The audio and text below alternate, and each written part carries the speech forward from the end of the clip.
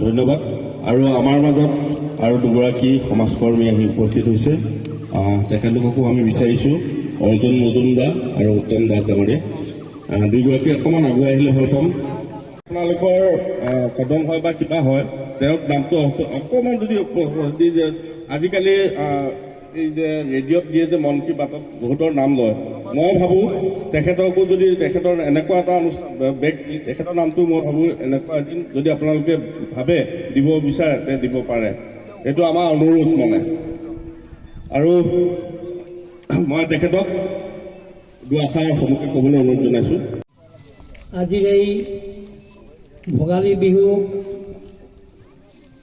বিশেষকৈ শংকৰী কলা কৃষ্টি বিকাশ কেন্দ্ৰ নাথগাঁও আৰু আমাৰ জ্যেষ্ঠ সাংবাদিক সত্যনিষ্ঠা আৰু ত্যাগৰ সহিত যিজন ব্যক্তিয়ে আজীৱন সাংবাদিকতাৰ কৰ্তব্য পালন কৰি গৈছে, কেতিয়াও আমি তেখেতৰ গাত আঁচ পৰিবলৈ দেখা নাই।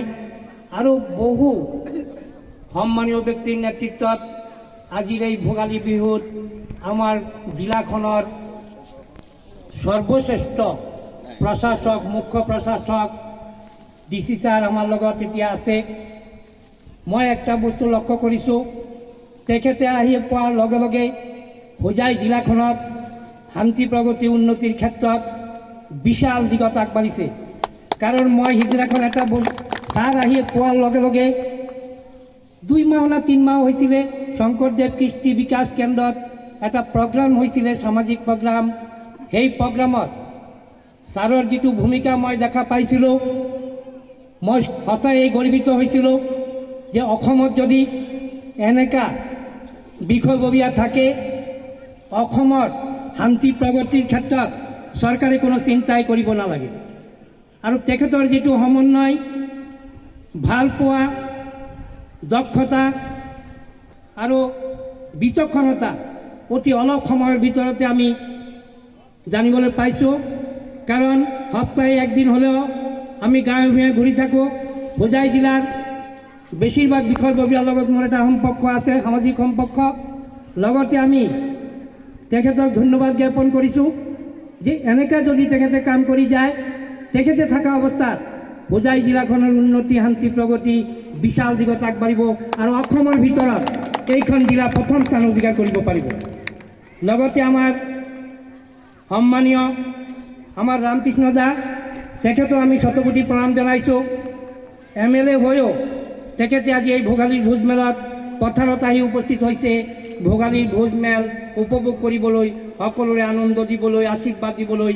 আৰু তেখেতৰ লগত মই হোজাই শংকৰদেৱ নগৰত এখন ABVPৰ বিশাল সভা হৈছিলে, ৰেলী হৈছিলে, সেই ৰেলীত মই যোগদান কৰিছিলোঁ। ৰামকৃষ্ণ দা হয়তো জানে, আৰু দাদাক মই বহুত ভাল পাওঁ। কিন্তু MLA হোৱাৰ পিছত মই একদিনো ৰামকৃষ্ণ দাৰ গুৰিলৈ যোৱা নাই। কিয়?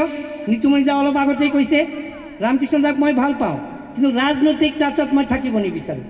মোৰ লক্ষ্য হৈছে সামাজিক কাম, দুখীয়া নিচলাৰ প্ৰতি মোৰ যিটো হৃদয়, দুখীয়া নিচলা আগবাঢ়ি লৈ যোৱা, সেইটো মোৰ কাম। আৰু মোৰ লক্ষ্য এইটোৱেই, বেলেগ কিবা ভাবিব নালাগে, মোৰ লক্ষ্যটো কোনো বাধা দিব নালাগে। আৰু মই লক্ষ্যত উপনীত হ'বলৈ সকলোৱে আশীৰ্বাদ দিব লাগে। আগলৈ আমি এনেকুৱা দুখীয়া মানুহ খুজি খুজি সহায় কৰাৰ কাৰণে চিন্তা চৰ্চা কৰিম। য'তে মই যাওঁ অসমীয়া ভাষা কলা কৃষ্টিৰ কাৰণে মই প্ৰচেষ্টা আগবঢ়াইছোঁ।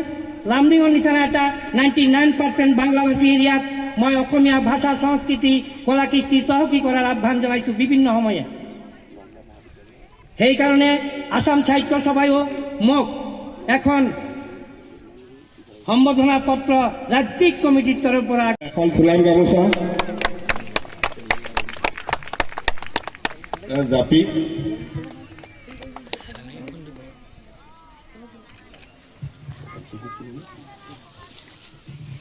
আৰু তেওঁৰ বাবে আমি আমাৰ ভোগালীৰ এই মেলাত আমি এখন তেখেতক সম্বৰ্ধনা দিবৰ বাবে প্ৰস্তুত কৰি আনিছোঁ।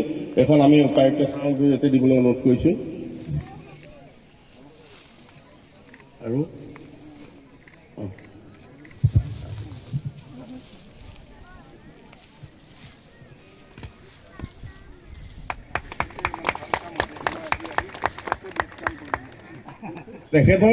তেখেতৰ ছাৰ মই তেখেতক কথা ক'ব দিম।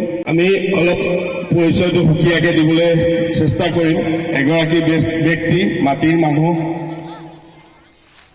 আৰু আচলতে সমাজৰ কাম কৰি নিজৰ জীৱন ত্যাগ কৰা এগৰাকী ব্যক্তি আজি আমাৰ অনুষ্ঠানটোৰ লগত ওতঃপ্ৰোত জড়িত হৈ আছে।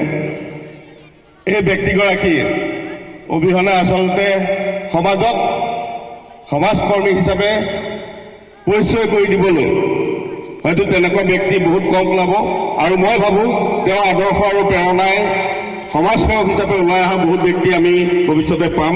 সুজিত চুম ডাঙৰীয়া অকণমান আগুৱাই আহক। তেখেতক পূৰ্বেও মই মাতিছিলোঁ বা আমাৰ নামঘৰলৈ আহিছে।